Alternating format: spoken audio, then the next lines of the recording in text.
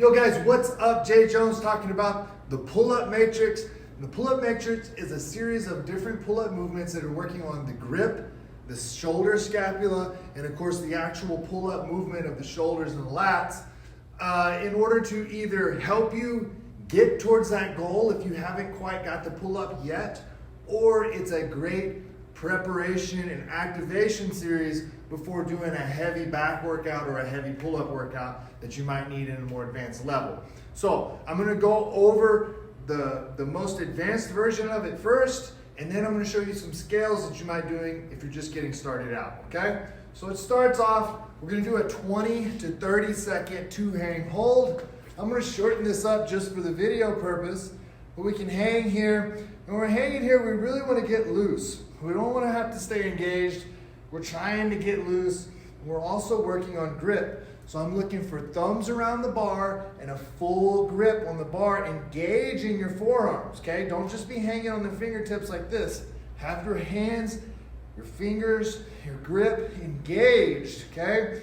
Now I'm loose in the shoulders, but I'm tight in the core, and I'm getting a good stretch here. 20 to 30 seconds. You can drop down between these exercises if you need to. Next one is gonna be 6 to 8 shoulder scaps. So I jump up, I go all the way down back to where I was, and then I shrug up as high as I can, and back down. We're gonna do 6 to 8 of these. 4, 5, and one more, 6. Very nice. Now this next one is pretty advanced, but it's really gonna help your jiu-jitsu guys on getting a better grip. So it's gonna be a single arm hang. We can go anywhere from 3 to 6 of these on each side. So here, I'm gonna lean to one side, touch my hip, go to the other side. Touch my hip, go to the other side. There we go. Now, we're gonna shake it out and go back into shoulder scaps. The more movement that you can get in your shoulders, the less you actually have to pull when you get to your pull-ups. So make sure those shoulders are really engaging on those scaps, okay? Now we're gonna get into an eccentric movement. So if you already have the pull-ups, I want you to do a pull-up as quick as you can. You're gonna pause at the top for 1, 2, 3, and then you're gonna slowly let yourself down, and you're gonna get a 3 count, okay? Again, if you don't quite have the pull-up, I'm gonna show some variations at the end, okay? So here we go, pull up, 1, 2, 3, slowly down. Here we go, pull up, 1, 2, 3, slow, and last one, pull up, 1, 2, 3, and slow. Very good, I'm gonna shake that out. Now we're gonna go into our kips. Kipping is hollow body and Superman movements. We'll do a lot of these in our warm-ups, a lot of these in our prep movements. Anytime we're working the core, it's squeezing this way and then squeezing this way. Core, anterior, core, anterior. So that's what we're working on. The shoulders are gonna be packed down like they are at the top of the shoulder scap, but you're gonna be active. You're gonna be moving the shoulders, and you're gonna have your toes pointed. You're gonna get about 10 to 12 of these. So here we go. Toes pointed, ribs down, active shoulders. Hollow body, Superman, hollow body, Superman. All right. Now, why do we add that movement into our pull-ups?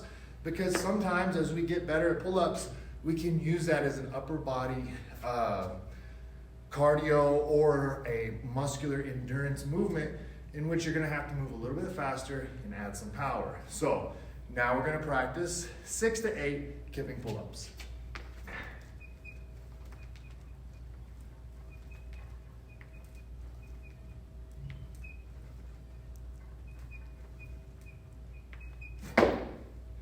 All right, so that's the pull-up matrix. Now, what if you don't have pull-ups yet? Well, the easiest way, if we back it up, to the single hand hold or even the two hand hold is just to put a bench here on the ground where you can stand up, a box, a stack of plates, whatever you need, and then hold the best you can, relieving that tension. Same thing when we go to one hand. This is still very challenging. Obviously, if I stand here, this is not going to be challenging. But to let myself hang and then just increase that resistance as you get stronger, okay?